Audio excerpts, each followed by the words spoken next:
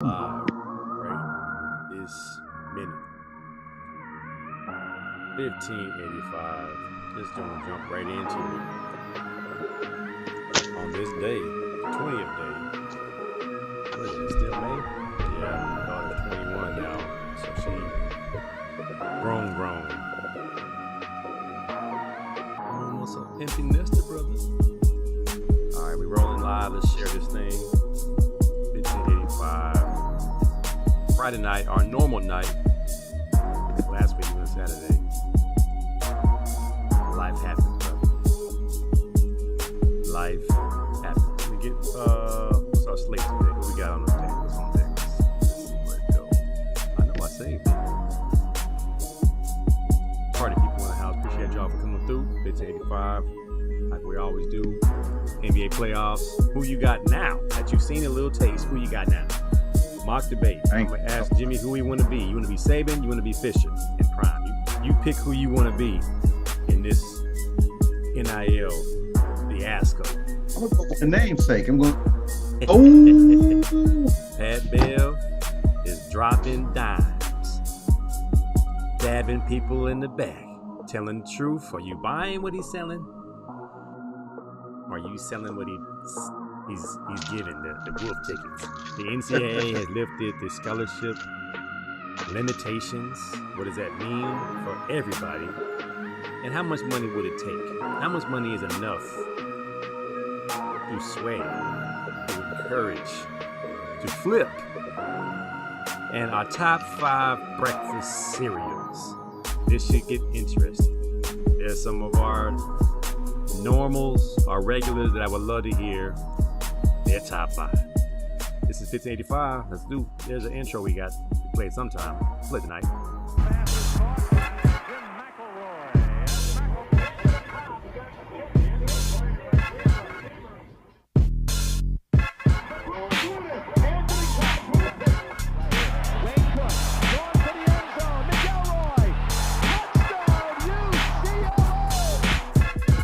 UB, if you pull that trigger. All right, man. You saw the Warriors, man. Well, before we get into the NBA, I saw some WNBA action. Skylar Diggins is fighting Diana Taurasi on the sideline. Same team. What you mean fight? This Like arguing. fist fight? This arguing. Oh, arguing. Oh, that's nothing new. She was sitting there twitching. Her leg was twitching. I said, "What's wrong, baby girl? What's wrong with Skylar Diggins? What's going on?" She was mad about something. She jumped up. Diana Taurasi jumped up. I said, "Uh-oh. There's some issues in the camp." So Cuffs. I wish it was with the other team. That'd be more spectacle and drama, but you know. But anyway, man, I'm gonna keep an eye on that drama in the Phoenix Mercury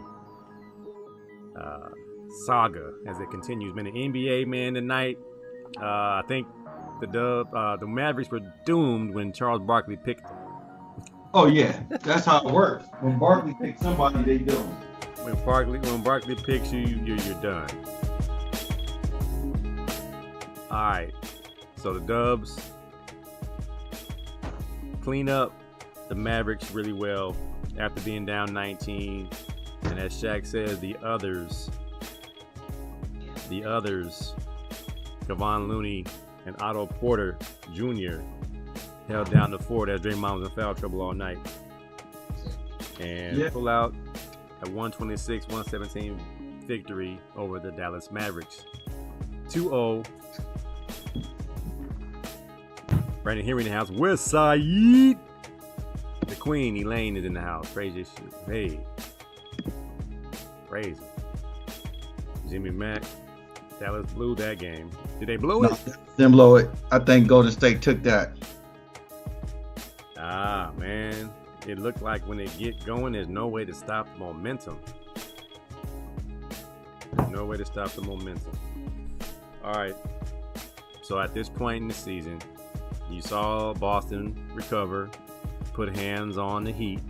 You saw Golden State put hands on the Mavericks after their best shot. I mean, I don't know if they could shoot any better than that the first half as far as the Mavericks are concerned. What do you got now, man? What do you think is going to happen in the East and in the West? Well, I'm still a little disappointed that my prediction of the Suns getting them one, of Monty Williams getting revenge on Milwaukee is over with, because both teams laid an egg in Game 7. So I'm gonna have to go with Warriors and the Celtics. And then I ain't gonna care who wins. I don't want either team to win. So that's my prediction. It looked like the brooms might be out I don't. in the West. And I don't think his game is really that good. He does a lot of things well, but not very good. And I hate that commercial where he's singing on the airplane. I don't like it at all. Jimmy Butler. Yeah, you cut off. I was like, who are you talking about? Jimmy Butler? Yeah. Well, the debate on Sports Talk Radio is who's the best player left in the playoffs. And of course, you go to East team's best player, and they were debating Jimmy Butler, Jason Tatum, Steph Curry, and Luka Doncic. And some guys called in and said Jimmy is playing the best right now. So right now, this moment, he's the best player in the NBA playoffs. And a lot of guys debated still Steph Curry for what he does as far as spreading the floor. A lot of guys are saying it's Jason Tatum because he does everything, and Boston is the most dominant team left. And then you say Luka Doncic because he gets whatever he wants, but he don't play much D. And then you say Steph is a liability on D at times. So it comes back to Jimmy and Tatum. And you say, well, Tatum has more skill. So who would you say is the best player left in the NBA playoffs? That's hard. I mean, as much of a defensive liability Luka is, he's the more complete of everybody, at least when it comes down to it. Butler is the toughest. Tatum may be the more skilled, and Curry's a shooter. But watching Golden State play right now, it's hard to say that Curry is even the best player on the team. Now, bear with me now. When Jordan Poole gets in the game, Jordan Poole takes over. When he gets going, he takes over. He gets to the basket. He plays defense. He can shoot. So it's hard for me. I mean, of course, Curry's more accomplished because he's been in the league more. But Jordan Poole is starting to be that guy. And, I'm not a Kobe fan, but Jordan Poole is starting to remind me of a young Kobe. He goes out there and he's going to go get his. He's going to go get his buckets. He facilitates. I mean, he's playing well. So, I don't know, man. That's a hard call because I think Tatum's very good. Butler his work ethic is what makes him good. Curry's good, but I'm gonna have to go with Luka, man. And I hate to say that because I think Luka, whenever he gets going, is unstoppable of all of them. Once he gets going, who you think it is? I'm gonna say I plead the fifth because the team that wins the championship clearly has the best player left in the playoffs. Like you said, it's Luka. Luka gave him all they could. He gave him 42 tonight. 8 and 5. Still wasn't enough. So I'm wondering if we're measuring best player and keeping in account the win. Like, are you able to get the win? So I'm thinking that's why Jimmy Butler is in the conversation, is that he is clearly the leader and best player on that team. Who's the leader of the Boston Celtics? Marcus Smart. But who's the best player on the Boston Celtics? Jason Tatum or Jaylen Brown. They all have their roles. Who's the leader of the Warriors? They say Draymond. But who's their best player? Steph Curry or Jordan Poole or Klay Thompson on any given night. Clearly, Luka is the best player on the Mavericks. But then you got Brunson and you got the other guys that contribute. I think leadership should be a factor and defense should be a factor. But I can't say. It's like I don't think the Mavericks have a chance after what happened tonight. I think this might be a gentleman's sweep at the most. But the East will have a more competitive series. I believe that Boston will probably give up one at home. They'll probably go back Game 5, split 2-2. Oh man, I'm leaning towards Jason Tatum, man. I can't call it. It's a really, like you said, a really tough call. Steph Curry is probably the most deadly when it comes to running off a few shots in a row like he did tonight and then getting everybody else going. As soon as Curry hit a few, Jordan Poole hit a few, Klay Thompson had a couple of dunks. It all just happened like a domino effect. It's really hard to call, man, but I just cannot take away what Tatum and Jimmy Butler do for their teams offensively and defensively. And what puts Jimmy Buckets back in the conversation is his leadership. It might be overrated as far as his toughness and stuff is concerned, but it's clear they lean on him very heavily.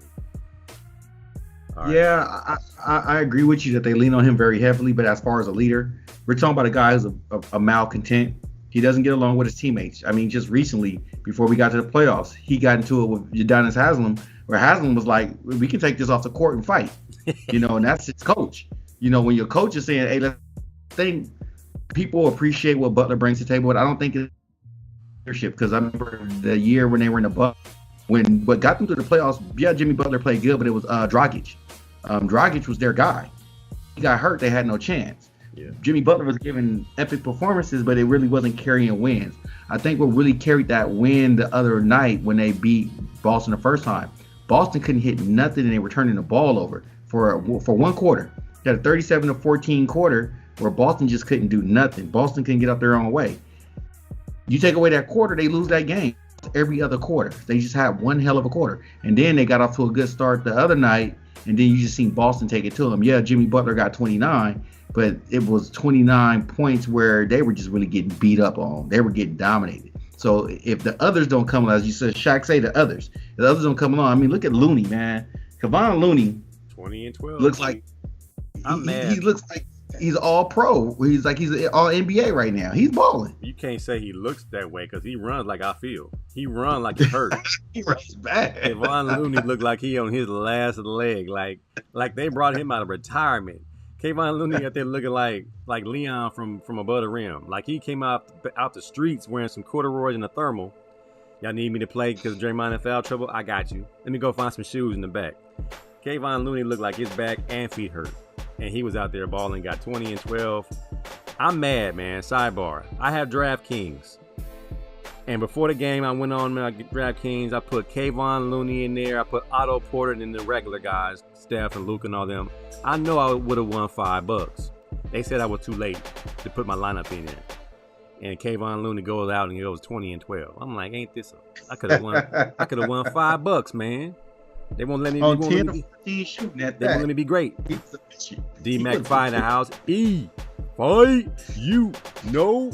Elaine says it's between Tatum and Butler. I can't ride with the Celtics.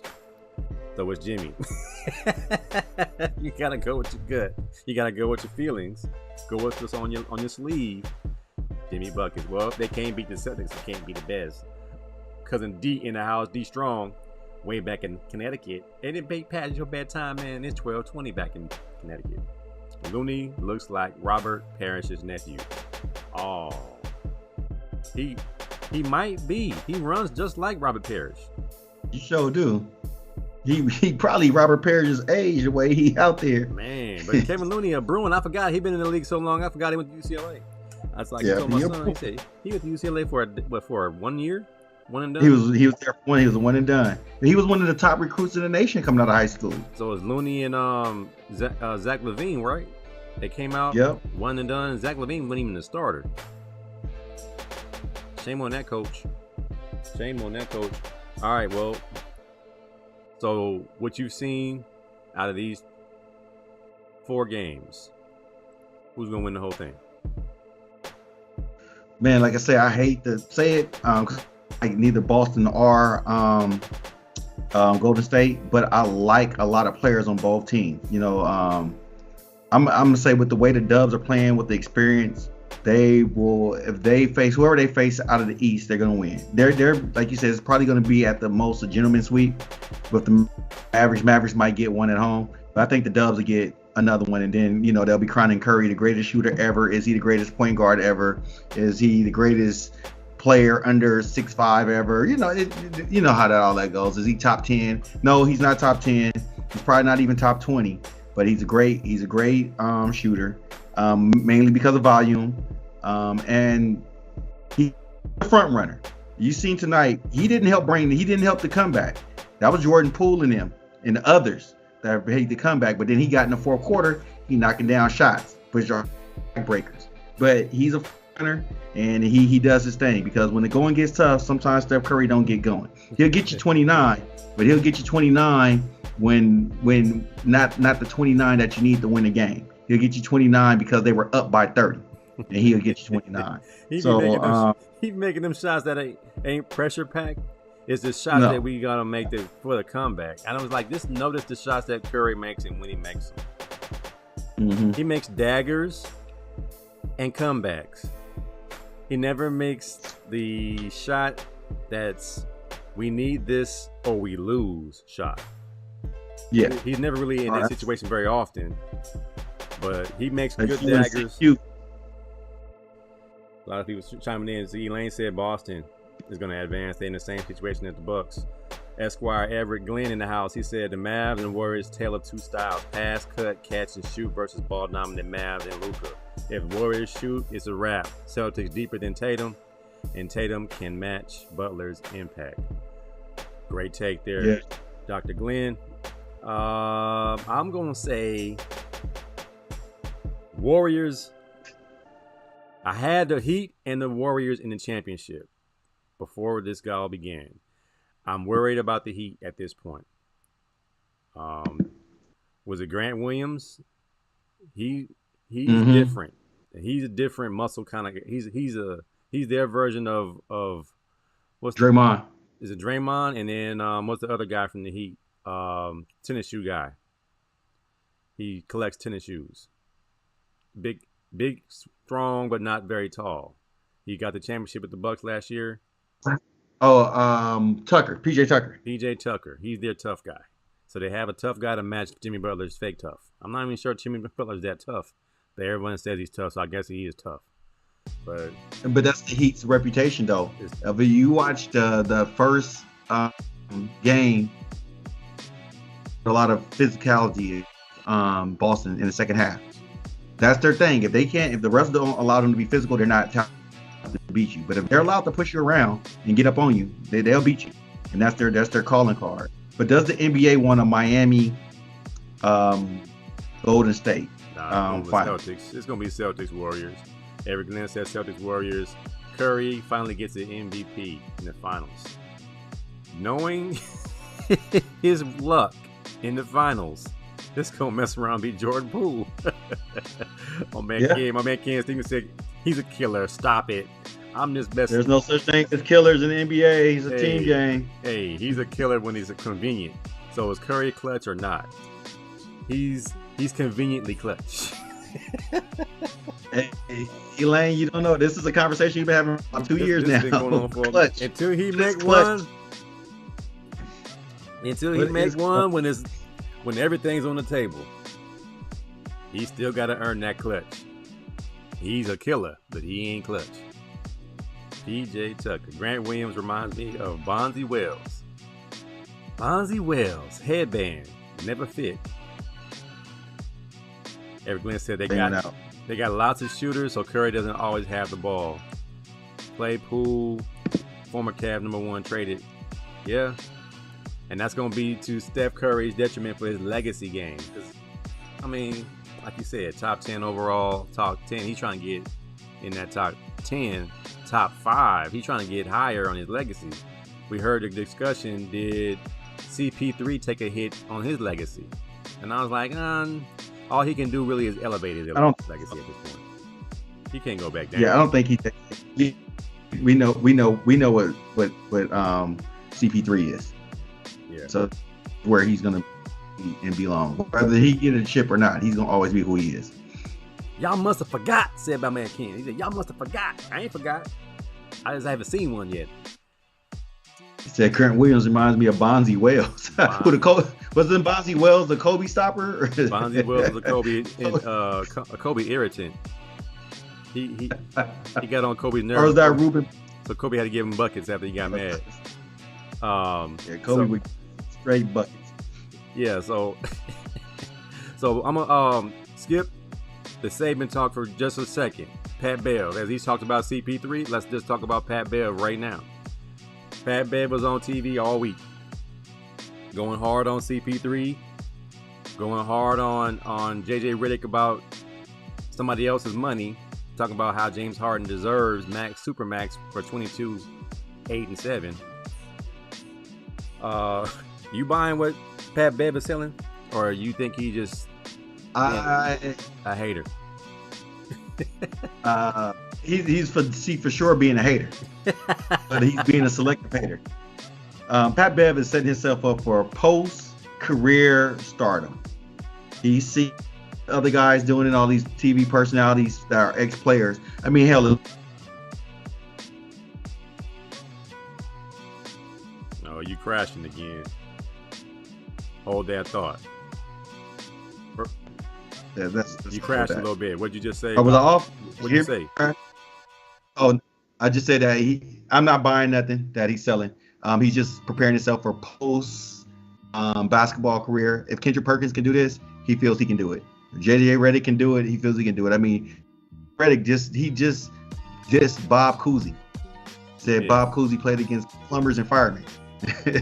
But Bob Cousy's still a better player than you, Redick. So I just think that Pat, he knows his time is coming to an end, and he's just trying to get that TV money. Before we move forward, my attorney, Everett Glenn, said, hell yes, who else would you want to take the shot? The way they play and they're consistent is pick and roll, pass cut, and if someone get a shot before it, go back to Curry. Curry is clutch, says Everett Glenn. I'm still giving the ball to Ray Allen or Reggie Miller. Elaine said Pat Beverly is troubled. He is not taking his meds. Why you got an IEP? Why you got an IEP? Kenneth said he a hater for sure. Is anything he's saying valid though? Is he valid? I mean, he's saying that we don't give CP3 the same energy when he's not on point. We just praise him when he is on point, but give him the same energy when he's not producing. And then he says James Harden deserves the supermax.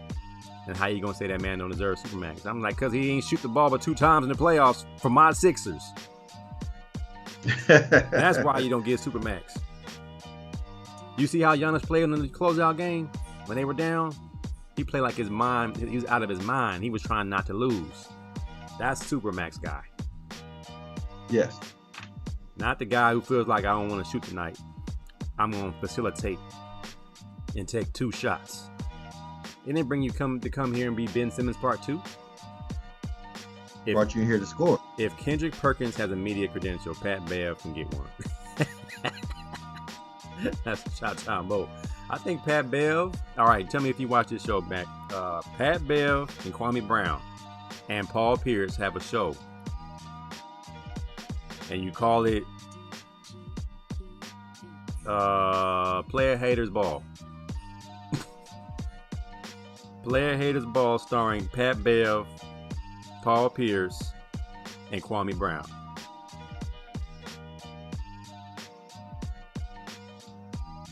We gotta work on Max Wi-Fi. He's crashing again. Y'all tell me if y'all watch that show. Player Haters Ball starring Pat Bev, Kendrick Perkins. No, Pat Bev, Kwame Brown, and Paul Pierce.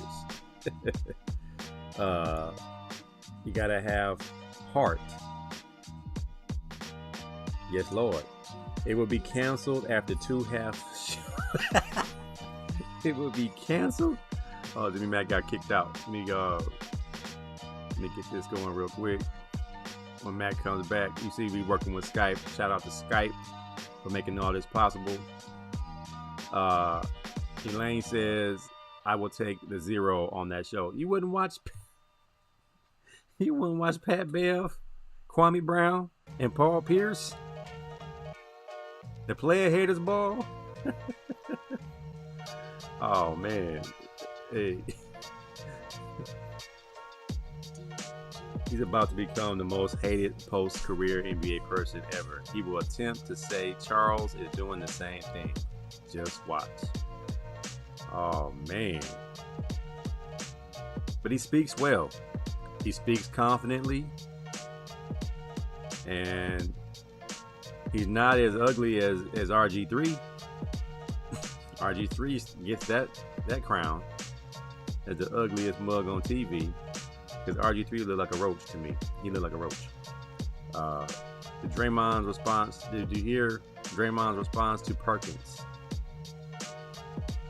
Uh-oh. Where's Mac? Let's see if it works this way. I'm not sure if it works backwards.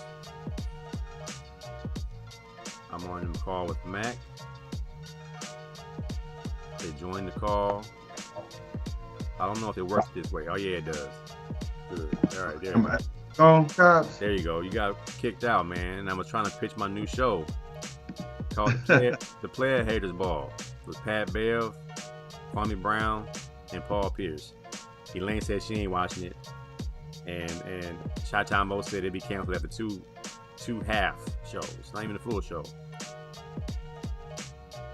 The Player Haters Ball. The Player Haters Ball. I think it'll work. You just got to get some real haters on there.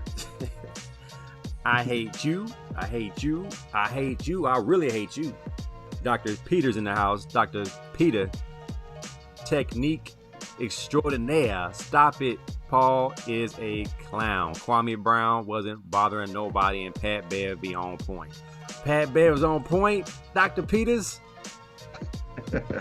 He said Pat Bev jammed our signal. Pat Bev. That's it. Pat Bev lost me when he said James Harden gets the Supermax. He lost me the fact that you just hating on people. Like, you heard the story, he said that they was at a LeBron camp and he was just cooking CP3. And I'm just like, bro, stop. If you were, I believe he was making it tough. He made it tough, but he ain't cooking him. He making it seem like he cooking him. Well, there is video evidence. They're not that old. They had video. So if somebody could find that video, that would be great. It's called receipts. If he locked up and gave buckets to CP3, then we can, chalk it up as valid. But CP3 has had the illustrious career. All the State Farm commercials. See, Pat Bear's mad he ain't got no commercials. That's what that is. He wants some of that endorsement. Are you putting that mug on any product you sell? Well, like I said, Pat Bev ain't as ugly as RG3. But he RG3 hard to look at.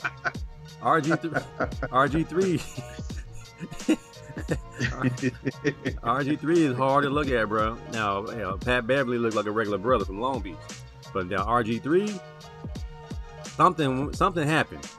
Like, hey, I don't know. Pat Beverly feed him after midnight. Oh no! Oh hell, loose.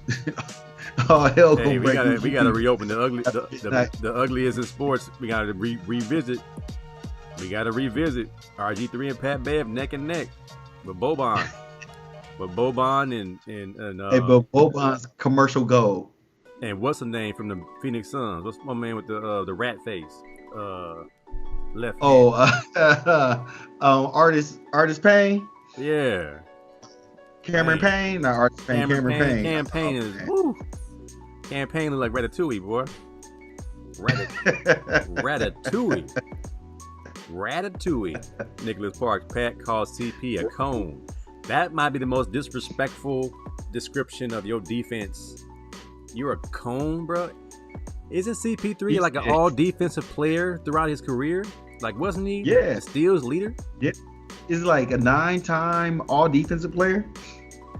He said 9-time all defense, and they called him a cone. The man is 37 years old. Of course he can't run. He's 37. He can't do it no more. That Bab is hurt. He is a black troll. Ooh, that's bad. That's bad. I feel for literally and figuratively, he's a troll. I feel for CP3 though, man. I played in an adult game last night. I could not move, bro. I mean, I ain't never been so stiff in my life. I'm on the football field coaching until 6:30, 6:40. The game is at 7 o'clock. My boy Ray Domingo said, "Yo, man, we need somebody. We lost a couple players. We need somebody to run with us." So I'm like, "I got you. I don't have no jersey and I'm coming straight from the football field. I promise you, I ain't shot a basketball since the last time we played." And he's like, "It's all good, man. We just need a body." And I said, "That's all I'm gonna be. I'm gonna be a cone. I'm gonna be a cone. Gonna be a cone? Not even a body. I'm gonna be a cone. Scored 2 points, 2 steals, and like 4 rebounds, and missed a game-winning free throw. Well, not game-winning, but a game-tying free throw that could have helped in the end aftermath. We were up 15, lost by 1. One of them one-on-one free throws I missed could have been. It wasn't my free throw that helped us lose, but it sure could have helped us win. So I don't mind being called a cone. You're not being clutch, huh? Oh, I ain't never had to be clutch. I'm not clutch. Now, throw an interception my way in the end of the game, I'll get it. But don't ask me to make no shot. If they would have passed me the ball the last 5 seconds, I would have missed a layup. I promise you I would have missed a layup.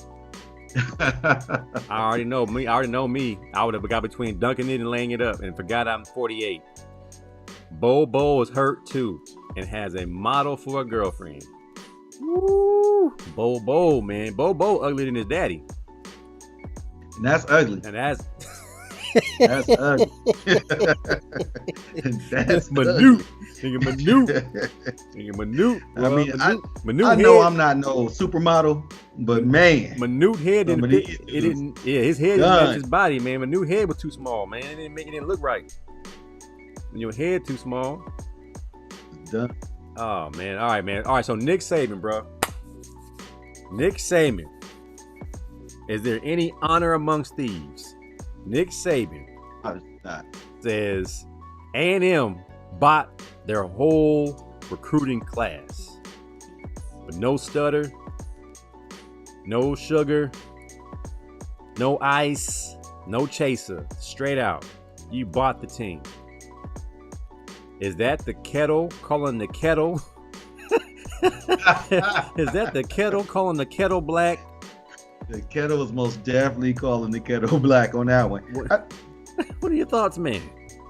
Man, you know how I feel about this, man. We telling young black men to come to Tuscaloosa, Alabama. You're not obviously selling them on education, no academics. That's not an academic powerhouse.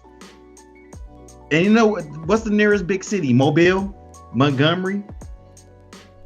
Man, what are you selling these kids on for the fact that you can come here, probably sit the bench for 3 years, probably go to the NFL? But at the end of the day, man, Saban is doing dirt to the game.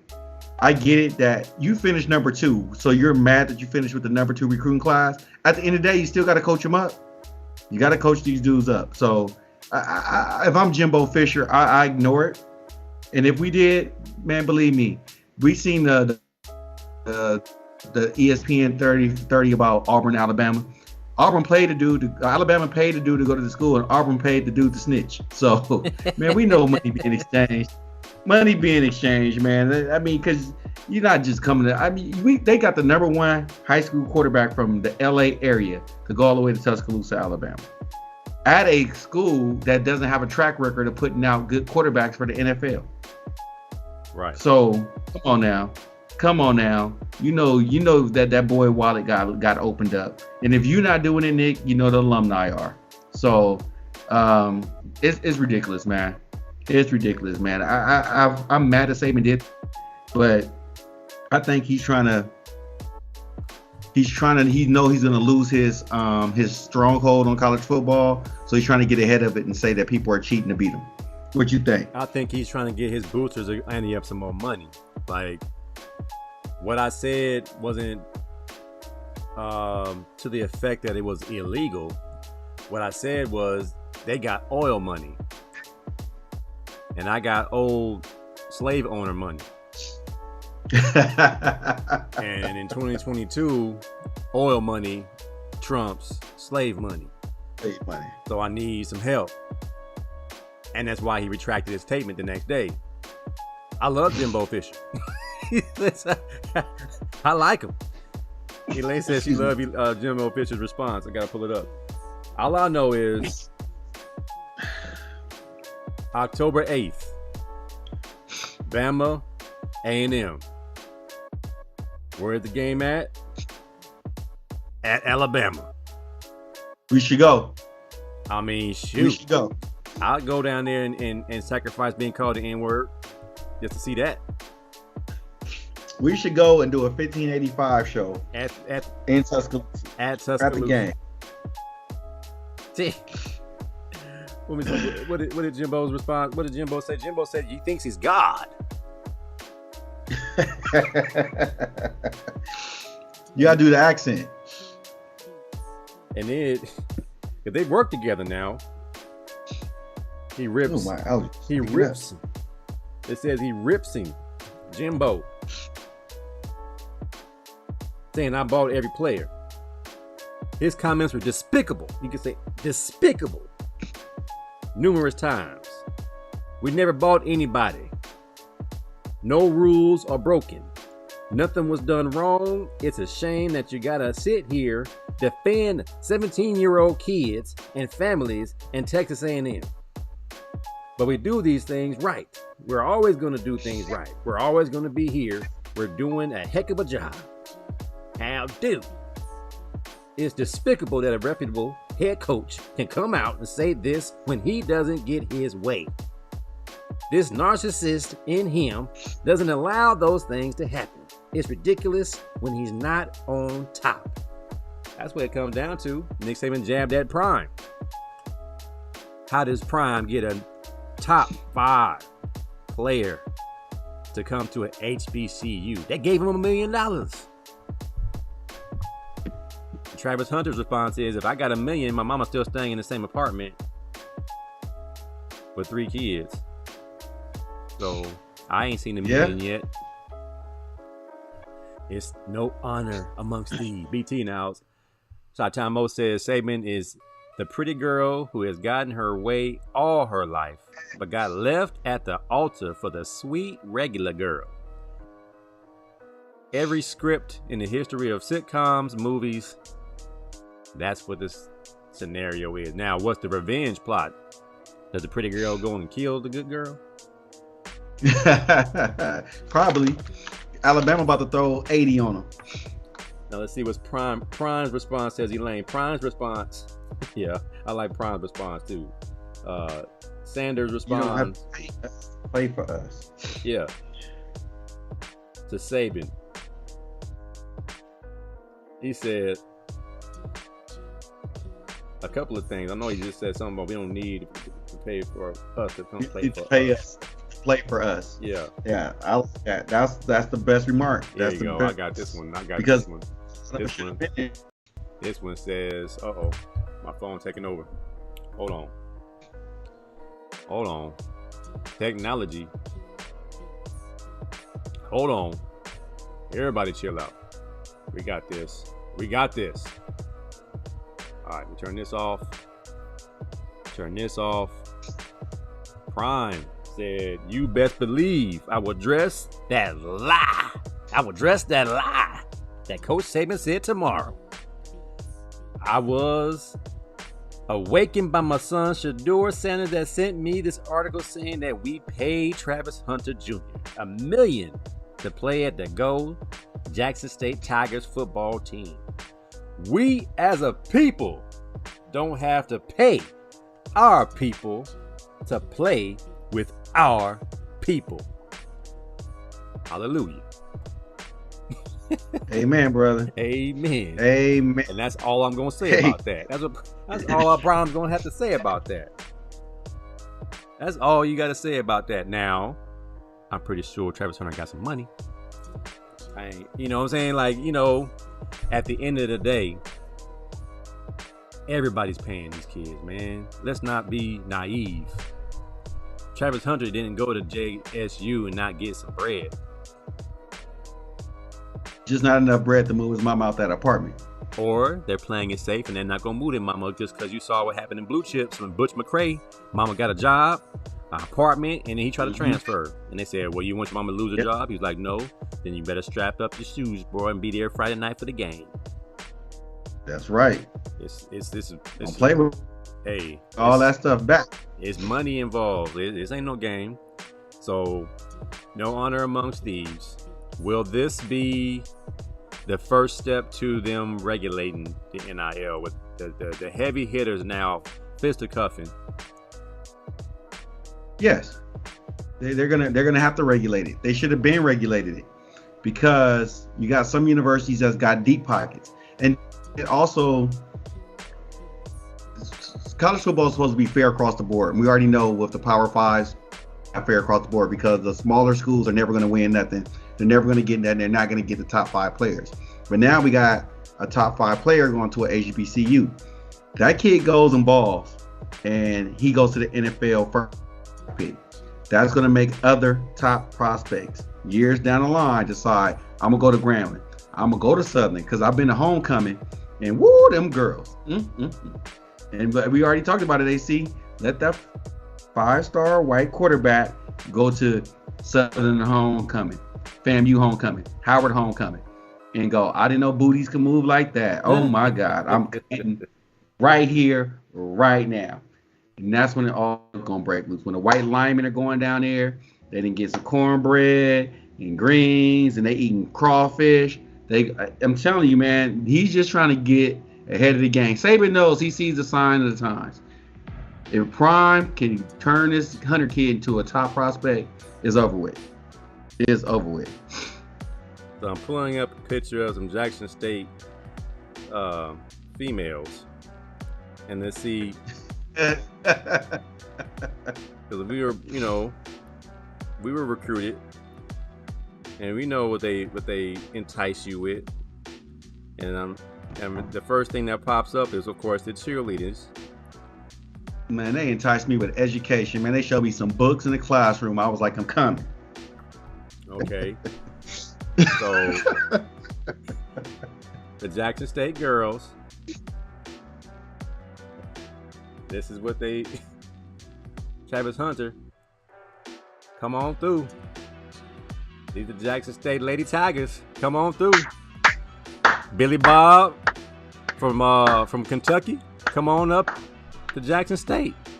The same way they sent us postcards from Kansas with Kimmy. Oh, I remember those. And I remember those. They sent them those postcards with Heather and Trisha. Come to Kansas. Yep. They're sending out Kansas these postcards to trying Jackson to State. that. Jackson State girls, Keisha, Latoya, Fantasia, and an envelope with cash, baby. NIL cash. Local dealership. Man, My man, I'm telling you. Cousin Derek said, "Where do I sign?" That's where do I sign up? Where do I sign? I'm Where on my do way. I sign? Jackson State. You want your cornbread? Jackson State. I'm on my. They gonna say, "You want some cornbread? You want some butter on that cornbread?" We don't put margarine. Yes, I do. We don't use margarine. Our cornbread tastes like cake. Our cornbread tastes like breakfast cake when you was in school. Breakfast cake? BT said he's checking his eligibility now. You got about 4-5 games on your eligibility, BT. Go on down here, man. Hey, BT going there. You the oldest freshman in the history of track and field. He'll be Bobby Boucher.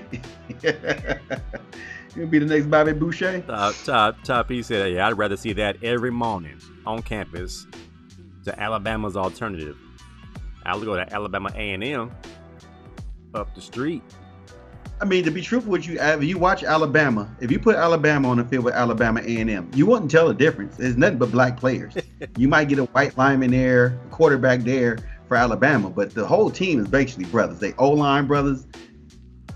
Everything is brothers. Big. So it's just like South Carolina women's basketball team. If you had South Carolina State women's basketball, you wouldn't tell the difference. They got black coaches. They got black girls all over the court.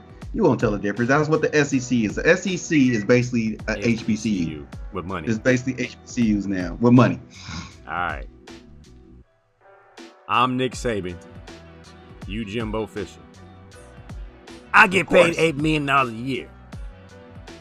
I should not have to.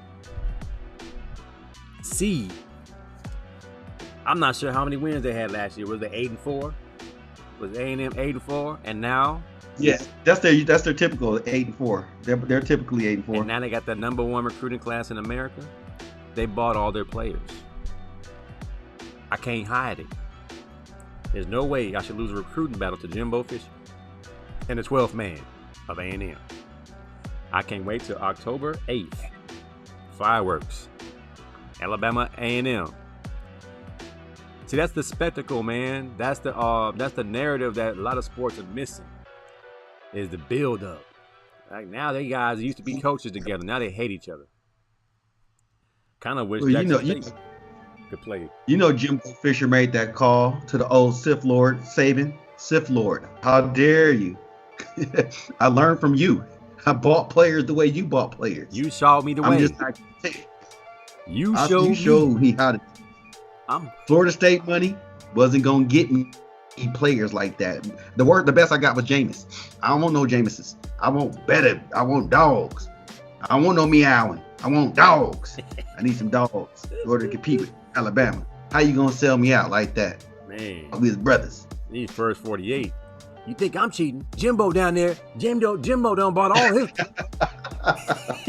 Jimbo out there doing it big. I saw him cut the checks. You used to have a stranglehold on the college recruiting scene. What do you attribute? They on NIL. Jimbo. I'm telling you, NIL. You know what NIL mean. You last time you know what I mean? Yeah. Last time A&M had 24 them five oil barons out there. You said, hey. You know. This has been happening for a long time. It's been getting exposed here and there since Cam Newton got exposed. And I'm hearing more and more that most kids have been getting paid through the church. The church? The church has been the money launderer. The church? Are you serious? That's the what I've been hearing. Involved in college That's football? what I've been hearing. How have these kids been getting paid? Not the church. A hefty donation has been made to your mama's building fund. Don't ask no questions. Don't say nothing. Just come on to school and get your money on the backside. When you go back to service on Sunday in about 2 months, they're going to break you off a little something. In the meantime, pastor riding around in a new whip. And the church still ain't got no air conditioning. They in there, donations. Don't hit me, Clarence. I thought it was a trash can. Oh, well, a trash can. I thought Auburn gave us $500,000. Well, they did, but pastor paid some debts. Old shady pastor. D. Strong said food pantry full of crab legs. Only at Florida State. Food pantry full of crab legs. The love offering. Jameis Winston walked to the back, grabbed a pound of crab legs, and walked back out the supermarket. And jumped on the table and said something crass. I said, Jameis Winston was out there wilding out, man. Wilding out. Where they find this dude? And he's still giving out $1 million sound bites. He said something about, I realized football was my passion when I was young. And it wasn't until I stopped playing, when I couldn't play, that I realized I really liked playing football. And I was like, wait a minute, man. Where'd he get this guy? Where'd he get this guy? That's famous Jameis, man. Famous Jameis, man. Who knocking at my door? Who peeping in my window? My good attorney, Avery Glenn, hit me up on the text. Said Curry did tonight what you guys were saying the greatest shooter on the NBA history can't make. Come on, man. Dr. Glenn, we're not saying he ain't the greatest shooter of all time. I'm saying he ain't had the clutch moment and came through with it yet. That's what I'm saying. I still believe in Curry. I just need to see him make a Damian Lillard. I need to see him make a LeBron James. I need to see him make a Kobe Bryant or a Michael Jordan. Larry Bird. Reggie Miller. Ray Allen. I need him to make one of them and get the MVP of the finals. He deserves that. I think he'll get that. Jameis Winston. All right, man. So, the NCAA has lifted the 25 scholarship limit for schools who are not able to reach the 85 scholarship players because of the transfer portal. Is this going to be a situation of the haves and the have-nots where the rich continue to get rich and just grabbing kids out the portal because they now don't have a limit of 25? I know we should have brought on. Yeah, I mean, that's what's happening. That's going to happen. But you know what, though? It's also going to open up more opportunity for those guys who have been lightly recruited out of high school.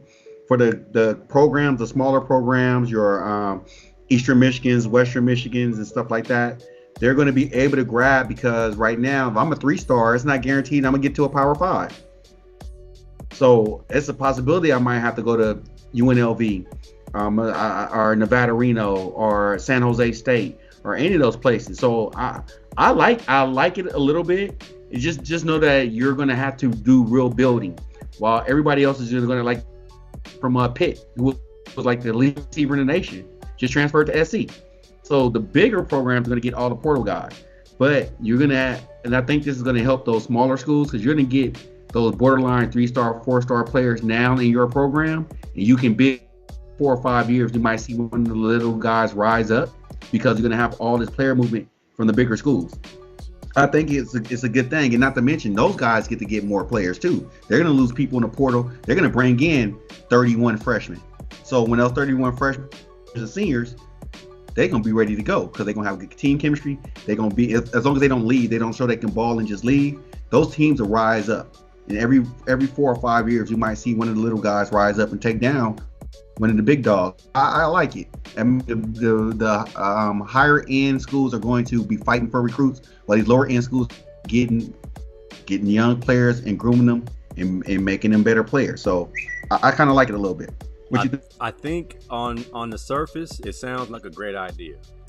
What I'm concerned about are the top schools grabbing kids and gaining third string and fourth string depth, and these same kids are the same kids who left their previous school because they weren't starting. And then you get the kids that are freshmen going into college will have to suffer, because they're going to be now battling with kids who played college ball somewhere else, get their year back of eligibility. They're a freshman again. They're 20 years old, and the young kids have to battle against grown men. It's just going to seem like a vicious cycle. There are so many kids still in college, and so many kids are still going to be bouncing from these big schools, because when they find out they're not starting, like Addison going to SC, it sounds great. What about the other 10 receivers they got? They got a big receiver room, and he just gonna come in here and take a spot. Yep. And I'm like, well, who's gonna leave now? Someone's gonna leave, because that's one less spot. Because Addison coming in to start, he wouldn't have come if he wasn't starting. Caleb Williams wouldn't have come if he wasn't gonna start. So you figure all this movement is going to continue, and all you've done is, I mean, shoot. Nick Saban talking about Jimbo. I think if he had any roster spots left, the big money guy could come in here and grab a couple more guys and change the forecast of that recruiting class. I just know the big money people will benefit. Those who have NIL companies sitting up ready to pull guys off the portal, they're going to cash in. But then the kids going to get to camp, and they're going to realize they've been lied to, and they're going to be right back in the portal. Because we want depth, but it's hard to get a kid to see, if I'm not starting today, how long am I going to work super hard and still not get the burn I want? If you're not a quarterback, the other positions that, you can work your way on the field and eventually, get your spot. But with so much movement and so much freedom today, what's going to keep a kid to stick around from freshman year to junior year to get their burn? A kid has to really like that school. You and I stayed at UCLA when we could have left. I liked UCLA. I liked my experience. So I was able to just tough it out and wait my turn. We didn't have the luxury of a transfer portal. But today's kid, this is their generation. This is what they know. If you don't like what's happening, like the kids we got out at my son's school, some of the kids are saying, yo, I'm going to go to this small school for a year, and I'm going to open up my recruitment back next year after I play 1 year at this small school. That's the plan. Like, you just jump in the portal like it's a junior college. Like, I'm going to transfer as soon as the season is over. So I just know it's going to be a funnel, and it's going to be jam-packed. We're going to have the same situation with the kids. Now, the schools might do well. Like Chip Kelly, he needs to bring kids in because he lost so many. But how many kids are going to come to UCLA, deal with Chip Kelly, and fighting for a job? That's a tough little situation. So I'm interested to see how it goes. I believe Tony Syracuse broke the news yesterday. And I was like, explain to me what that means. I think the routes are still 85 scholarships. But if you have 25 1 year and the next year you have 15, then you can get the next year 35 or whatever it is to get your number back up to 85 so you can at least practice with scholarship players. It's something like that. You just can't have 300 scholarship players. It's gonna be a lot. It's gonna be a lot of math being done. Yeah. Doing though, I don't know if you remember that when we played, how Nebraska would have the townships sponsor players. I wonder if they'll do that where the township were sponsoring walk-ons, so guys that were not full scholarship athletes, they would be walk-ons, but they would still have full scholarships from the townships. I wonder if they're going to bring that back. Yeah. Kind of like how you said how they funneling money to the church. They might end up doing that as well, where you get a guy who's getting tuition paid for because it's sponsored by a town. I wonder if they ever stopped that practice. I just remember Nebraska doing that, because remember when we played them, they had 289 players on the team. They had triple numbers. Had three number ones. Like, they just lined up 4 number ones on one play. I don't know how we're going to handle that. The receiver, DB, and but the kicker. It's ridiculous. It's going to be ridiculous on how. But if I'm a coach right now in that thing, I'm gonna ask my administration, hey, give me some time. I'm gonna bring in these freshmen, because they're not being, and they're going to be 3-star, maybe 2-star guys that we usually wouldn't get. Bring them in. You got to let me cultivate them and get them to where we can have a good competitive team and win our league and start building and building and building. Because if you can build a factory off of freshmen, you're going to get that reputation of building the freshmen and then having success with it. Because right now, man, everybody's looking for the quick fix. They're going to get these portal kids. So it's going to be interesting on how this plays out. But it's going to be a lot of money thrown around. Just know that. Oh, yeah. I'm trying to figure out everything that's going on, because I got my kid in here getting DMs from coaches like right now. And he's like, Dad, how should I answer that question? I'm like, man, ignore that one. It's crazy. Like, I'm trying to get educated. I've been through it, but not in an NIL era. Our OG, Chris Moton, in the house. Washington State Cougar alumni, Omega Sci-Fi Fraternity Incorporated, OG, triple OG. What up? Miss Max said these kids are super entitled nowadays. You ain't never lying. You ain't never lying. If I ain't starting, I ain't staying. That's the mentality. Even at the high school level. Like, you can't have at the high school level's worse. Yeah, you can't have no big room full of kids like, I'm gonna be starting next year. No, they like, I want to start now. And the dad's like, if my son ain't starting now, we leaving. Is there gonna be once the COVID like one transfer rule because of COVID, once that's lifted and kids have to sit a year, we should see some of the normalcy that when you transferred back in the day, you had to either transfer down Division II or sacrifice an entire year. These kids getting an or your coach left. If your coach left, it had to be a circumstance. So there has to be, like, there's a reason why CIF still has the 5-game sit-out period, because there has to be some type of repercussion for you trying to just jump ship when things ain't great where you go. I wonder if they can implement, like you said, the 2 or 3-star kids getting the ride. Could they implement a 4-year contract where you can't leave? And would some kids take that for a chance to play at a higher level school, like a year-to-year contract? What you say? I said they might do that. You never know. They might start bringing that up. That might be on the board. You never know. You can take the 1-year deal, but they can also cut you. Take the gamble. You don't get renewed. Motown came from an era of you earn your spot. Yeah, I mean, we were brought up differently, man. It made us tougher. Top P said transfer portal along with other financial enhancements will supercharge their entitlement. Unfortunately, yeah, kids are getting money they ain't gonna play. Like, it's kids that's on the roster they ain't never gonna see the field. I mean, if you the Idaho Player of the Year, and you get and they go, oh, he good, and you get somewhere and you ain't that good, you already made. Man, it's crazy, man. But could they have fixed this a long time ago? So it wouldn't have come. Like, could they have just given us $2,500 a month on top of our scholarship check for rent and stuff? Just put some money in our pocket. Could that have satisfied, like, every single student athlete gets $2,500 a month, no matter where school you go to? So they have the money to do it, because even at the small schools, they not making big money, but they got enough to make sure their student athletes are taken care of. Because I know it's times, man, where we struggled. You couldn't wait for training table. because you're gonna take enough to eat at home, wake up in the morning to eat some more. It would be crazy like that, man. Motown said it's already in place. Scholarships year to year. I know they're year to year, but even in our day, we didn't see very many of our classmates not get renewed because it would have been a bad look for school. So everybody I knew that played decently, like even if you were just a special team guy, they didn't cut nobody. Like the what school was that? Was it Jackson State volleyball? What school? No, Grambling. Grambling State volleyball coach cut the whole team. Yeah. Yep. So I know it's in place. I can't work none of these bums. But what kind of look would that be? I would not go to the school that cuts kids every year.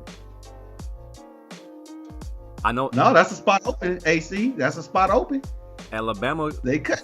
Alabama, that's a spot open. Could cut people every year. They got so many people. How deep it was, I believe.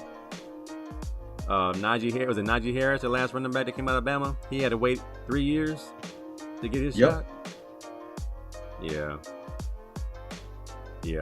Todd says, all right, how will a kid stay hungry to get to that next level going to Vons in a Lambo SUV? A Lambo. Man, bring them crab legs out, man. Hurry up, man. Curbside service. Ain't gonna be enough. Damien dropped in. He said, should they do like the pros and do a transfer, unrestricted transfer or restricted transfer for these programs? They gotta do something, man. They gotta do something. I mean, it goes back to is COVID a conspiracy for everything?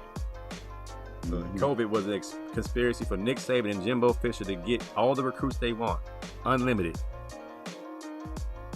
Possibility. He thinks he's God. I can see him doing it. It started in the Alabama lab. Alabama say, hey, you know what? What if we can get as many scholarships as we want? We can load up the farm and dominate once again. Nobody can touch us, so we got the money. All right, man. So if you are, again, your son is coming out, and I'm actually taking this advice literally. What's the amount? $500,000 for a school you really want to go to, or $1 million to a school that you don't really care for? You got $500,000 to go to Southern, or $1 million to go to Ole Miss. All right. So before I give my answer, I'm gonna give a shout out to Damien, man. Very good brother. Does great work with the in the community. Shout out to him and his family, man. Really good person. I'm glad he was able to get in on 1585 tonight. Shout out to you, Mr. McCalman. Now, how we gonna do this? I'm gonna have my wife say how much we taking. $500,000 to Southern or $1 million to Ole Miss, honey. I don't know if you heard that. She didn't say it loud enough. We take $500,000. All right, let's make it a little bit more interesting. $100,000 to go to Southern, $1 million to go to Ole Miss. No, $1 million go to BYU. $1 million to go to BYU. You can't even wear shorts that go below your knees at BYU. You can't drink caffeine. First, my son ain't going. Just when he hears that you can't drink caffeine. $1 million. The Mooley's in the house. Going. The Mooley would take the $1 million. Chris, the Mooley Alexander says, give me my money. Pay me in ones. Hey, man, we blessed to have the legend Chris Alexander tune in. What's up, Chris? Miss Max said, no to the no. We not going to BYU. BYU came to the school the other week. I'm gonna respect all scouts. I'm gonna listen to them all. Hey, see, I tell you like this: if BYU would have offered me a meal back in the day, you'd have been wearing blue and white. I'd have been there. You'd have been wearing blue and white, beating us deep on the go route. Who's that brother from Washington Prep? John Smith. How's that brother? I heard he imports his girlfriend every week. I'd have been at BYU. And they throw the ball too. I'd have been at BYU. You'd have been Steve Sarkisian's target. Yep. Me and Sarkisian. All right. Shot-Town Mo says, I just heard from an unnamed source from the state of Alabama that monkeypox started at Jackson State. Wow. Dang.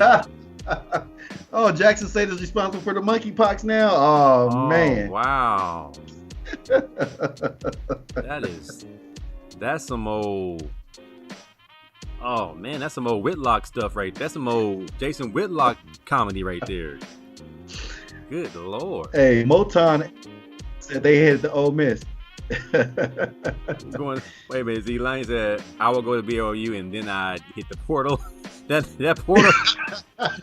See, that's the thing. If you get the bread, you cannot leave. You can't just get the bread. You can't just get the bread. This is like the mob. You like Sonny Liston. You are tied to the mob. You gotta do what the mob says. Motown said he a rebel. You gonna be a UNLV rebel. Todd P said take the 100K versus a milli. Shit. I don't know about that, Ms. Mac. 100K is gone. 100K is gone before you even get it. I spent 100K in 3 months. Kid you not. True story. I spent the 100K in 3 months. BT said I'm wearing shorts below my knees. They gonna kick you out of school. Man, why you get sent home? Man, my shorts are too long. Shorts are too long, man. They said I can't have shorts below my knees. And I can't have my girlfriend in my room. And I can't drink coffee. You can't have candy bars.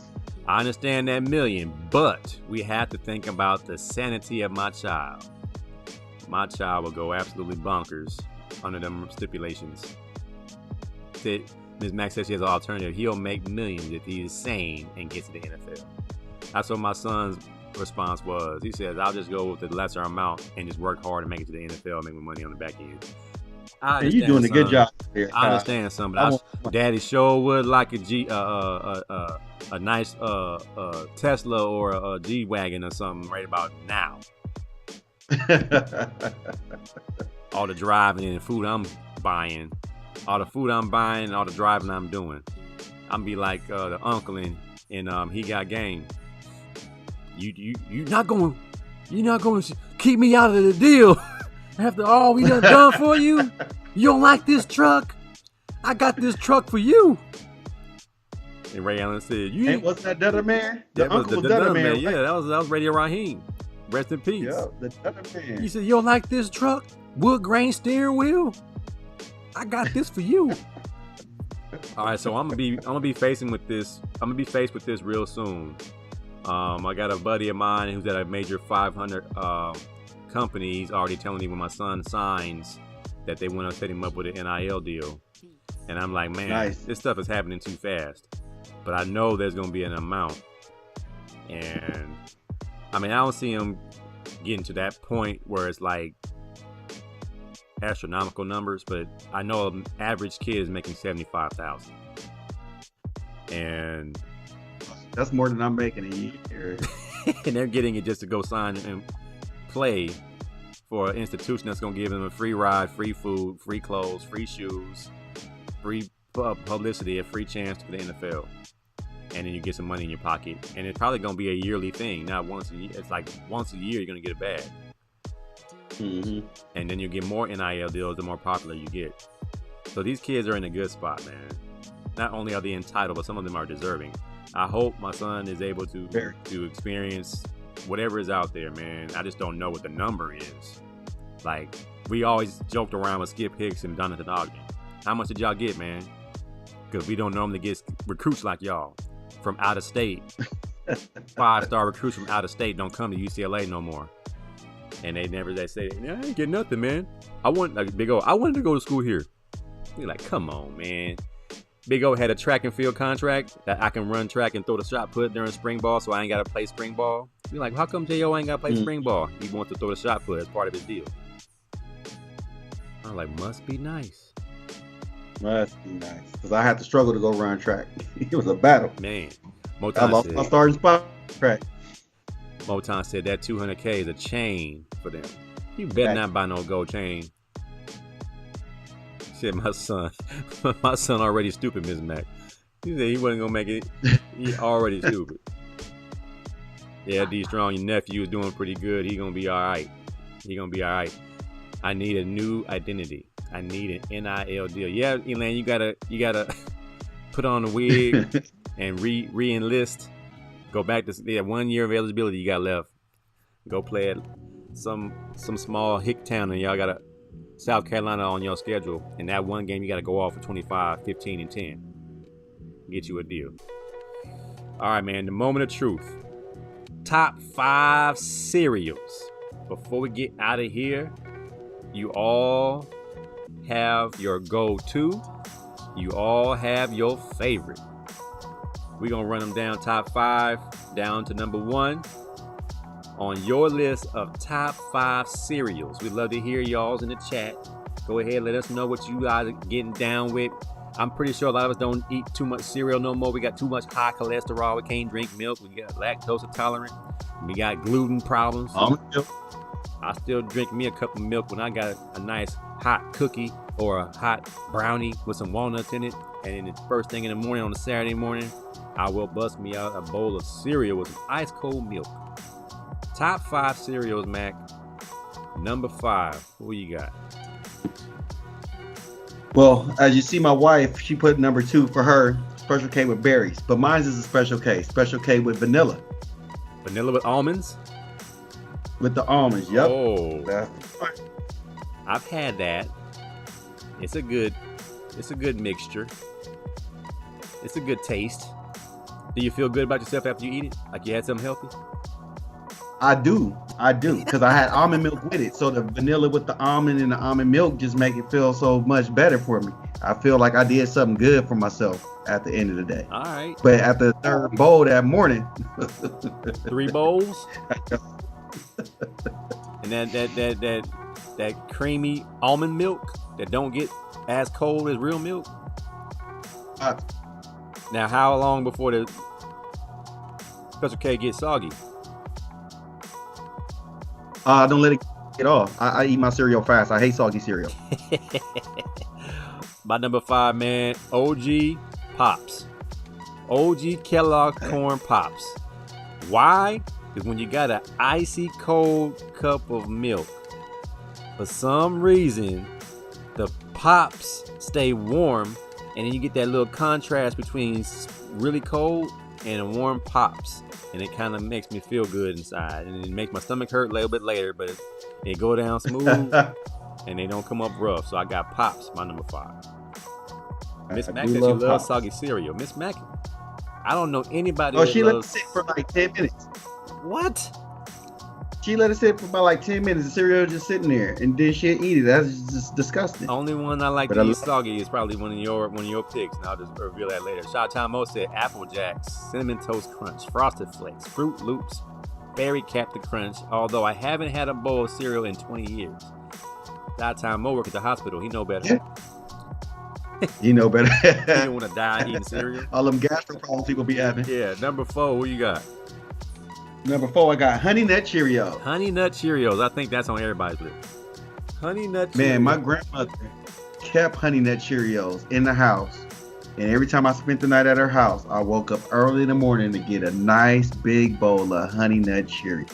I love Honey Nut Cheerios. Hey, they're good for you too. You can eat Honey Nut Cheerios without milk. My daughter used to eat them as a snack when she was a little baby. And I would sneak them. I would sneak me a little bit. I'll make 2 bags for the diaper bag. I'll make her a little to-go snack bag, and I'll make myself one because I know I'll be sitting there with her, waiting for whatever we're waiting for, and I'll be snacking on Honey Nut Cheerios. That too tastes good with icy cold milk. Honey Nut Cheerios. Yes, it does.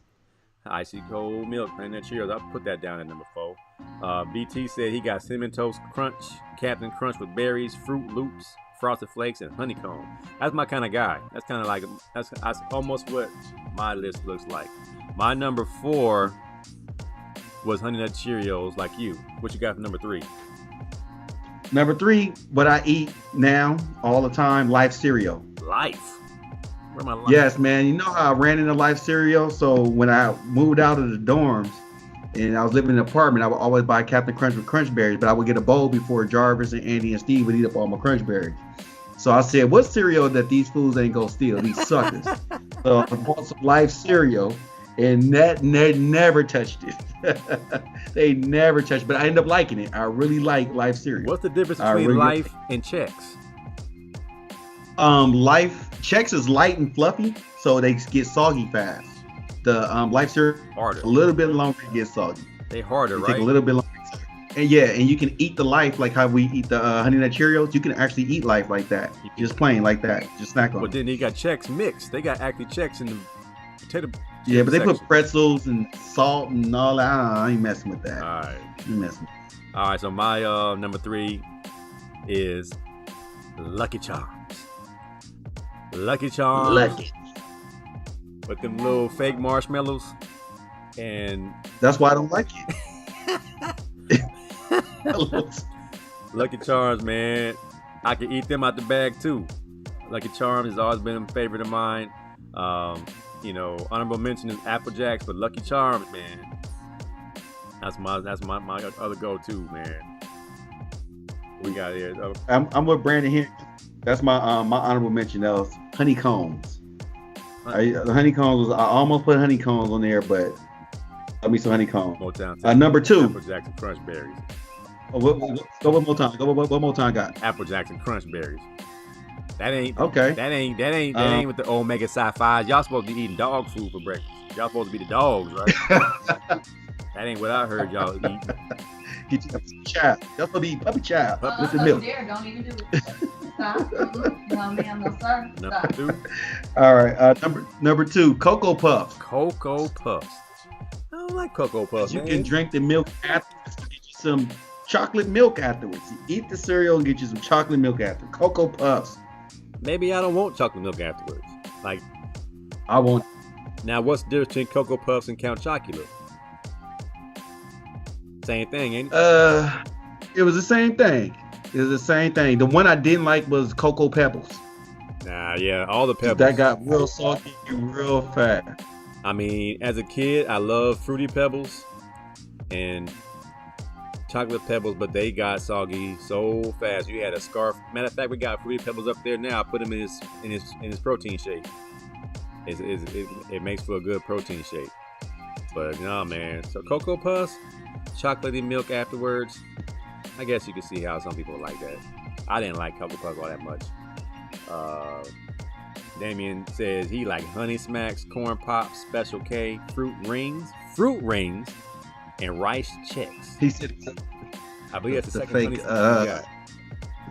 Deacon Hill says Super Sugar Smacks. That's a throwback. What did he say? Deacon Hill says Super Sugar Crisp.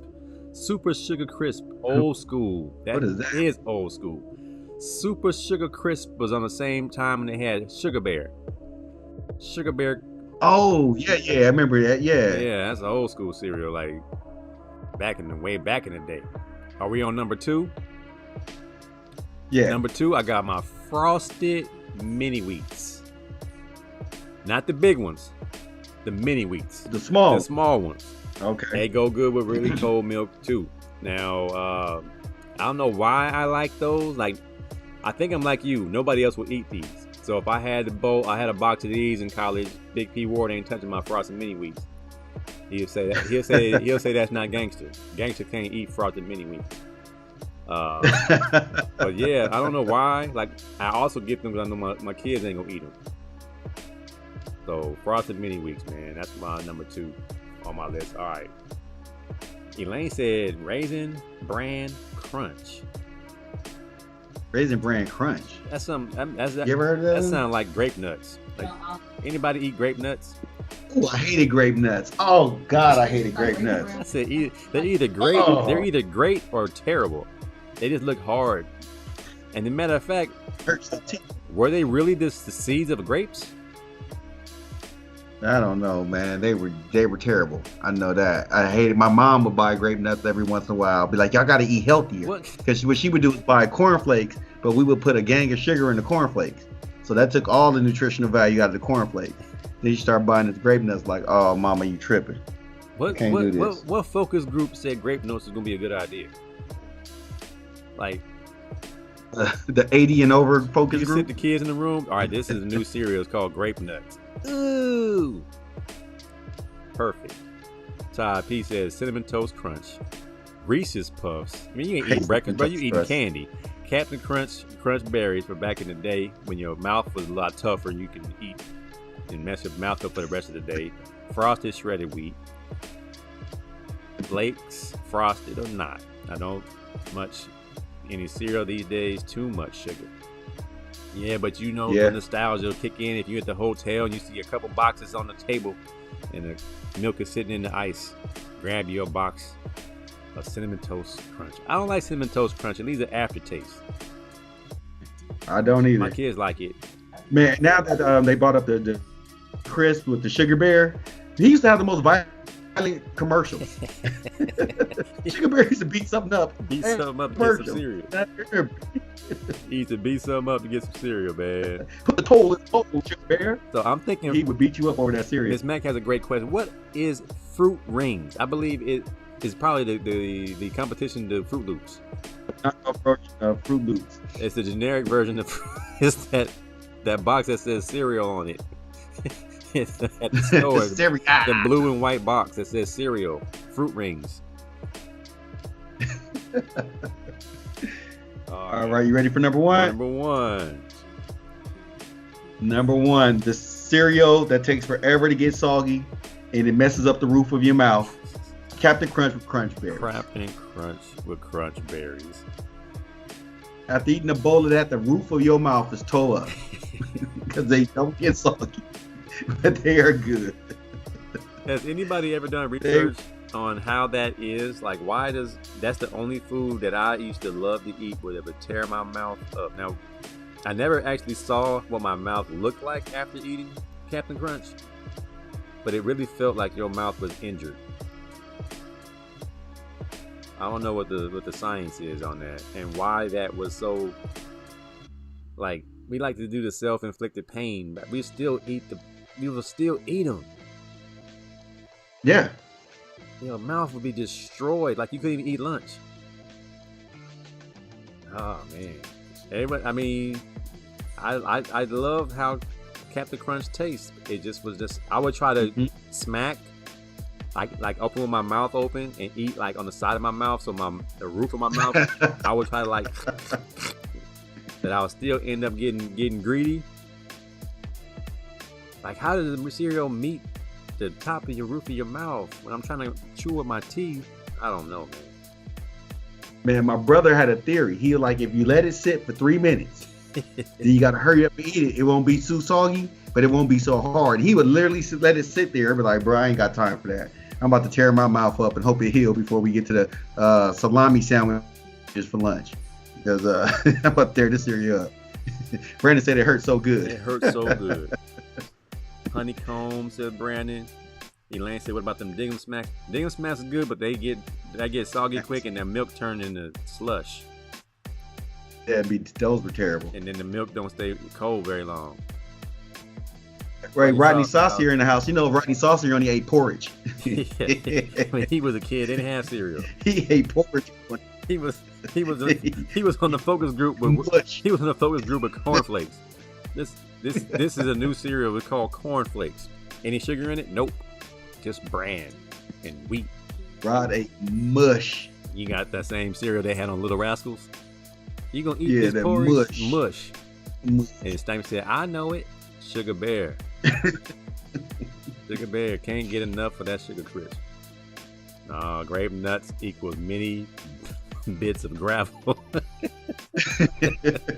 Pave your driveway with some grape nuts. I had a bowl of grape nuts once at a hotel. I said, let me go ahead and give it a try. I'm not gonna buy no grape nuts. I saw them at a hotel. I'm like, wow, people buy this stuff? It's terrible. Apple Jacks. Yes, sir. My number one cereal, man, with a icy cold glass of milk, a just ripe banana cut up. Give me a bowl of Frosted Flakes. That is my one. Pre-game, I'll eat this for dessert. Frosted Flakes, just enough sugar. Milk stays kind of cold. That's my one. When the kids don't know what they want, I get this. What kind of cereal y'all want? You getting Frosted Flakes. Frosted Flakes is it. You getting Frosted Flakes. You getting Frosted Flakes. That's my number one, man. Always go to. Let's see what we got in here. Brandon said grape nuts are straight rocks. If you put it in front of me, it's going down though. Oh, Top 2 said Oh man, no. he gonna eat. No, he said he gonna eat cereal. He said he can't eat cereal no more because it's too much sugar. But if you give him a bowl, he ain't gonna say no. Oh, okay, Todd. All right. Mouth was straight raw after the Captain Crunch. Steve said Sugar Bear was the bomb. Sugar Bear had big old fists, right? Like he had extra he large had hands. fists. Yeah, hurt so good. Frosted Flakes are great. Cocoa Pebbles get soggy the quickest. I don't know, man. Fruity Pebbles get even quicker. Whoa, Elaine says she mixed her Frosted Flakes with the Raisin Bran with a banana. Huh? Oh, that sounds like too much, Elaine. Raisin Bran with banana and Frosted Flakes? That sounds like too much. That's going to, I mean, how big is your bowl? Hey, you know what though? I always say about Raisin Bran though? Don't plan on leaving the house anytime soon after eating it. It works. Yeah, it works. That bran gonna go straight through. It does what it does. It does what it does, man. All right, man, let's get out of here, man. Any final words? Final words, man. Last Saturday, right? We had the terrible thing in Buffalo, and then on Sunday we had the terrible thing right here in California in Orange County. This is crazy on how we're all Americans, man, and this country is created for people to have religious freedoms, to have freedom of speech, to have the freedom to have the right to live a life without having to worry about somebody hating you for your religion, your political affiliations, and the color of your skin. And I pray for the people of Buffalo. That has to be tough, man. I'm going to the grocery store, and I might lose my life going to the grocery store. I mean, we got to be better. We got to do better. That's really, it was, you see my post. I didn't know whether I should go on and do a sucker punch or talk about it, but I knew I would get really emotional about it because, I mean, we've been dealing with this for nearly 15 years now of mass shootings. Well, not even more longer than that. Yeah. Columbine. Yeah. Columbine in 1999. I remember I was in Germany when Columbine happened. And I was thinking like, dude, this. I hope this don't become a thing, and it seems like it is. So, love up on your kids, man. Reinforce and reassure them that hate is not the way to be. It's not the thing to do, and that if we all just work together, man, this could be a better place, man. I just really feel that's the message that needs to be out there. We all need to just work together. It don't matter our skin color. It doesn't matter our creed. We just gotta love each other. And a lot are loving God but not loving their brothers, and that's he made us all brothers. Let's go out there and love each other, people. Amen, man. Amen. It's really like mind-boggling how this can continue to happen, and part of it is because the repercussions are not great enough. They're just they're walking them out of the situation in handcuffs, nice and gently, putting their head underneath the car door and putting them in the car, and they go to jail and they get to be heroes in their hate group. Like they went out and did what was needed to be done. And you saw the terrible tweet. Guy says, "Clean up on aisles 3, 5, 8, and 7." Yeah. And I'm just like, oh man, it's really discouraging to know that this type of behavior, this type of belief is still very prevalent in today's society, and it's going like uncovered. Like in my church, we pray for people to change the way they think, and the evangelical church is silent. My spiritual advisor in college was Rod Harrison. I believe you know Rod. He was our Athletes in Action chaplain, and he had a very serious post after the killings, and he's like his evangelical friends, because he's a pastor in Maryland, and he's like, I need you guys to not be silent here, because your silence is giving them permission, and it's not a good look if you're a true believer in the Lord. Like if you believe in the Lord, and you will want people to be treated with decency and love. But if you allow this type of behavior to move forward, because a lot of these hate groups claim to be Christian, somebody has to say something. So we have to continue to say something. We have to continue to pray about the situation. But those of us who have influence, those of us who have a voice, those of us who are connected, or know people that are connected, have to say, hey man, won't you get with your people? It's like the the cop situation, when you know there's some bad cops in your precinct, if you don't say nothing, you're giving them permission. So I think it's just a matter of, of us being more vocal. The justice system has to step in and make sure these crimes don't go unpunished. These people need to serve the rest of their life, if not worse, in the worst lockdown situation possible, so the next person doesn't think it's cool to do the same. So once again, prayers go out to all the families that lost loved ones. Was it Buffalo? Was the other spot Minnesota? Was it 2 spots? I know they had the one in Orange County. Orange County? I want to say Laguna Beach. Laguna Beach with the church. What? Yeah, right. Laguna. It was one of the lagunas. Man, that's close to home, man. The church. Yeah. And I'm not surprised, but I just didn't hear about that one. But man, yeah. And this all goes back to all that entitlement, all that insurrection we saw on the Capitol, all that stuff, man, and being disguised as God's plan. And I'm like, yo, we continue to pray against those ideas within the evangelical church, and just continue to be aware. Don't be naive. Do not act like it's not happening. It's happening.